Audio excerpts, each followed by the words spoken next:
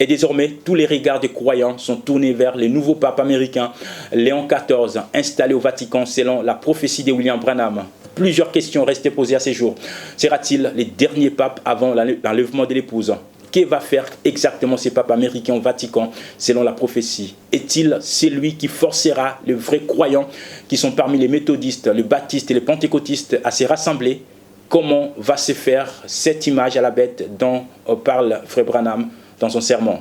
Le pasteur Bernard Zuté, docteur de la parole et pasteur de l'Assemblée chrétienne Amour divin à Douala au Cameroun, nous répond dans cet élément commenté par Joanne Toumba.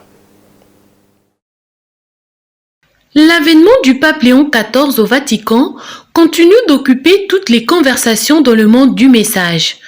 Plusieurs questions se posent aujourd'hui après l'accomplissement de cette prophétie donnée par William Marion Branham il y a plus de 70 ans.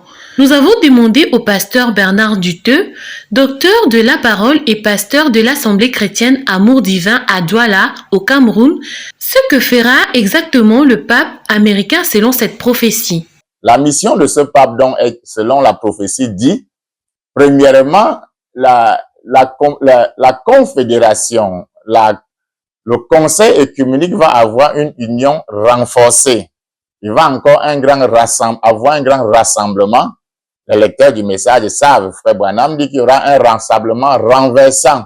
Et sous son pontificat, selon la prophétie, est formée l'image de la bête.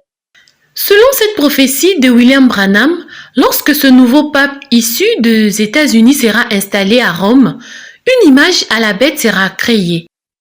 L'image de la bête, cette expression est tirée d'Apocalypse au chapitre 13, à partir du 11e verset, qui commence d'ailleurs par l'annonce d'une bête qui sort de la terre, qui a 2 cornes et qui peut parler comme un dragon.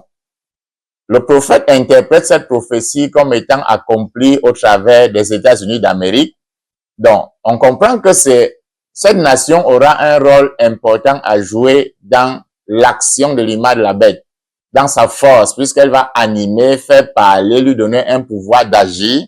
Les États-Unis auront une action très forte dans l'action de cette image. Une autre question posée à l'homme des dieux est de savoir si Léon XIV sera réellement le dernier pape au Vatican avant l'enlèvement. Je tiens à préciser ici que la prophétie ne le dit pas clairement.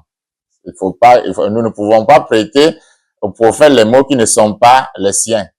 Je tiens aussi à préciser qu'il ne faut pas confondre celui par qui un système est enclenché de celui par qui on peut avoir l'aboutissement final. C'est-à-dire que la prophétie montre clairement que le système, l'engrenage, la mécanique est enclenché avec l'avènement du pape des États-Unis, sans toutefois donner un aboutissement final de ce qui est de l'issue de son pontificat. Le pasteur Bernard Duteux explique que ce n'est pas l'installation de ces papes américains qui forcera le vrai croyant qui sont parmi les églises confessionnelles à se rassembler. Mais il y aura cependant 2 causes majeures. Le cri, qui est le messager, et la pression qui sera exercée par l'image de la bête. Il convient de noter que le prophète l'a toujours dit que Dieu a ses enfants dans tous ces milieux catholiques protestants. Ces enfants de Dieu nés de nouveau, qui auront reçu un vrai baptême du Saint-Esprit, vont sortir parce que ne voudront pas porter cette marque sur le front, c'est-à-dire adhérer par leur pensée à cette idéologie. Ne voudront pas avoir la marque sur la main, c'est-à-dire avec leurs œuvres, prêter main forte à cette idéologie. Ils vont sortir pour s'isoler en attendant que le Saint-Esprit en eux manifeste la parole. Ce sont ces croyants mystiquement dispersés sur la terre, mais en chacun desquels Dieu manifeste la parole par le baptême du Saint-Esprit, qui formeront ensemble le corps de Christ qui sera pris dans l'enlèvement. Bientôt, la véritable Église des dieux vivants sera contrainte de se rassembler pour former un seul corps du Seigneur Jésus-Christ afin d'être enlevé au ciel.